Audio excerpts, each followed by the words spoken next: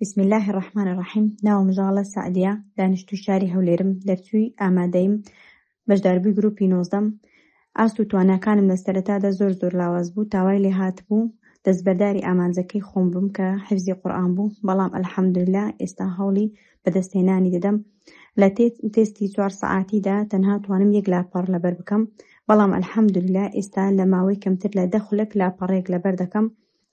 لە لەبەرکردنی بیستیمدا زۆر لاواز بووم، بەڵام ئەلحەمدوللا ئێستا ئاستم زۆر بەرەو پێش چووە، چاوم زۆر خێرا بووتەوە بەهۆی ڕاهێنانەکان.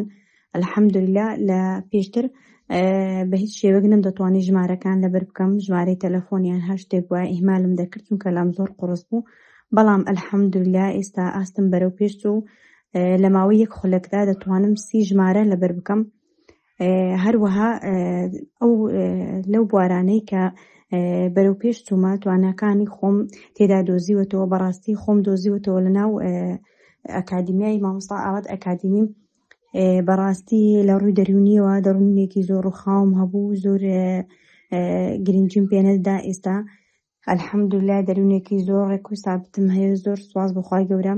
سیستەمێکی خۆراکی زۆر ڕێک و پێکدانراوە، هەروەها خوا خراپەکانم زۆربەی گۆڕیوە بۆ خۆی زۆر باش و ئیستیفادەیەکی زۆرم لێ بینیوە. هەروەها لە ڕووی لە بیرچوونەوەیە لە بیرچوونەوەیەکی زۆرم هەبوو، بەڵام ئەلحەمدوللا ئێستا زۆر باش بووم لە بیرچوونەوە، زۆر باش بووە. هەروەها مامۆستا ئاواتی بەڕێز بە تایبەتی ڕاهێنانەکانی زۆر تایبەت بووە، زۆر سوودم لێ بینیوە. ڕاهێنەری بەڕێز مامۆستا عەتای زۆر بەڕێز بەڕاستی زۆر باوەڕ بە خۆبوونی پێداین و زۆر ئیستیفادەمان لێ کردووە.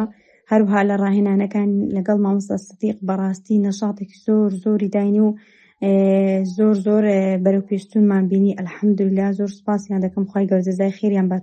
هەروەها سوپاسی زۆری ستافی بەڕێوەبەری دەستەی ئاوات ئەکادیمی دەکەم. بەڕاستی ستافێکی زۆر ڕێک و پێکن، هەموو پرسیارەکانیان لە شوێنی خۆیان جواب داینەوە.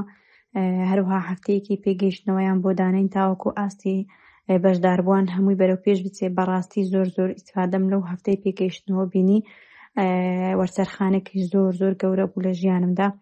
خوای گەورە جەزای خێریان باتەوە یا ڕەبی.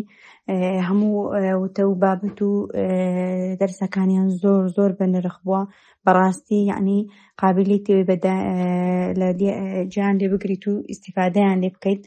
ئەلحەمدوللا. هەروەها کەسانێک هەن دەڵێن پارەکەی زۆرە، نەخێر، ئەم بابەت و دەرسانە بەڕاستی بە پارە هەژمار ناکرێت، چونکە ئیستیفادەیەکی بێکۆتایی هەیە، لە هەموو ژیانت ئیستیفادەی لێ دەکەیت و گۆڕانکاری دەکەیت. بەڕاستی خۆت دەدۆزیتەوە، بوونی خۆت دەزانی، کەسایەتی خۆت و ئاستی خۆت زۆر بەرەو پێش دەبێت و دەزانیت ئەمە ڕێکلام نییە. بەڕاستی زۆر سوودی هەیە ئەم خولە بۆ ژیانی هەموو کەسێک.